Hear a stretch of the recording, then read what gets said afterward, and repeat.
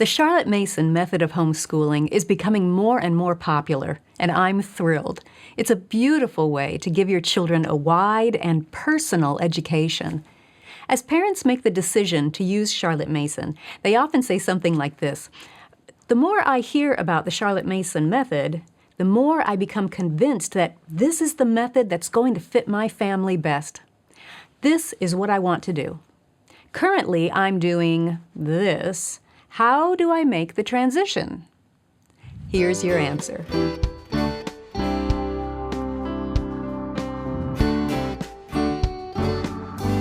Welcome to the Simply Charlotte Mason podcast. I'm Sonia Schaefer. Usually, people who ask me that question fall into one of two camps. Some of them are ready to dive in with both feet. Others want to make the transition a little more gradually. Think about a swimming pool and all the kids at the pool. Some of them run to the deep end and jump right in. They're ready for a change right away. Others want to go down one step at a time and get used to the temperature of the pool. They prefer to approach the change a little at a time and ease into it. And it's the same for transitioning to the Charlotte Mason method. Some of you are ready to dive in. That's great.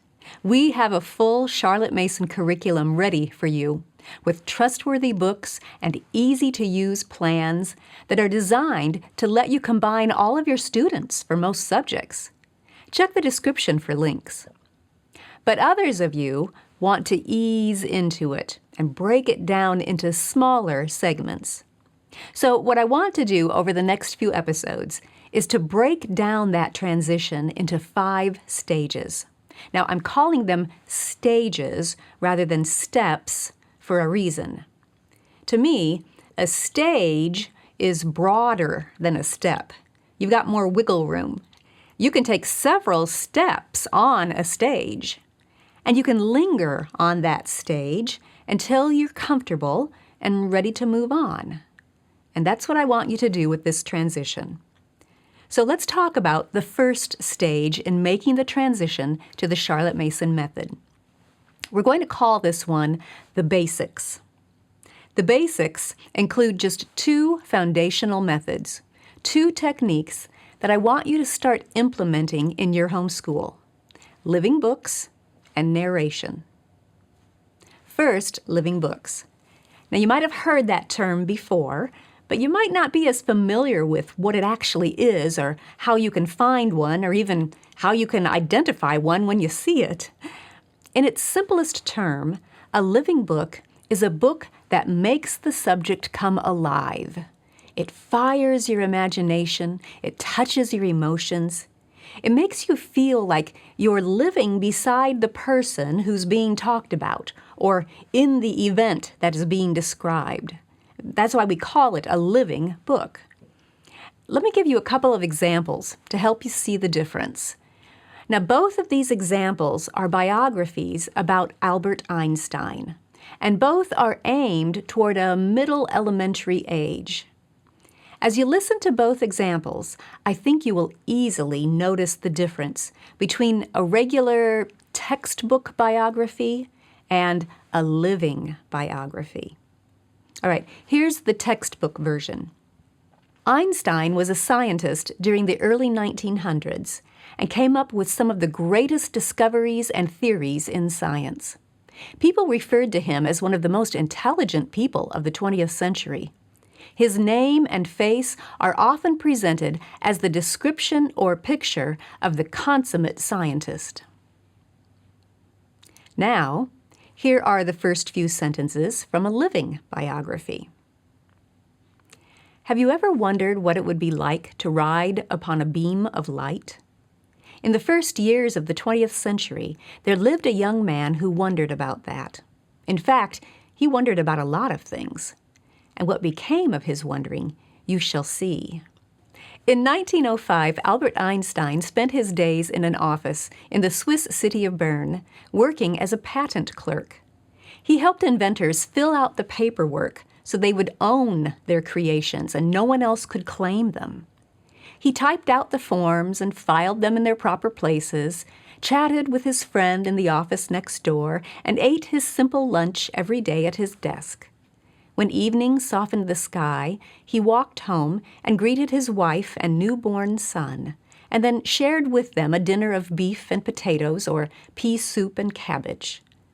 But all the while he was doing these normal, homely deeds, his mind was somewhere else. He might be typing or chatting or eating, but he was thinking about light and time. You can tell the difference, I'm sure. In the second example, you feel as if you're walking alongside Einstein. You can see the action in your mind's eye. You can imagine it. And you feel a personal connection to what Einstein was experiencing. There's an emotional connection involved. That is a living book. So I want you to use living books during this stage in just 2 subjects. We'll ease into it. Use a living book for history and a living book for Bible. Now, Bible is going to be easy because the Bible is the living book. So you just read the accounts, the narrative portions, the account of Adam and Eve, the account of Noah, the account of Jacob and Joseph, of the life of Christ, of the early church. All of those wonderful accounts are living books, living narratives, living stories. Then I also want you to use living books for history. You might need to go through this in steps, and that's fine. Maybe you're not yet ready to let go of a textbook completely. That's all right. What you can do first is look at what history time period you're covering in the textbook and bring in living books on the side that will elaborate on that same time period. Living books that will make that time period come alive to your students. And gradually, I think you will find that you become more and more comfortable with those living books because the facts are still there. They're just presented with all of the living ideas that come with the story. Where can you find living books for history? Check the description for a link to some of our favorite titles for the different time periods. Now, as you read living books for history and Bible, you will begin to implement the second technique of this stage, narration. You might be used to quizzing your students about the content of what they read, asking them questions that require a fill-in-the-blank or a multiple-choice answer. But in this stage, rather than asking them questions and quizzing them over the content, you will instead ask the students to retell what they just heard or read in their own words. That's narration. Narration is not parroting what they just heard or reciting it in the author's words. You're asking for a much higher thinking level than that. True, false, and multiple choice type questions are at one thinking level. Narration takes it to a higher level.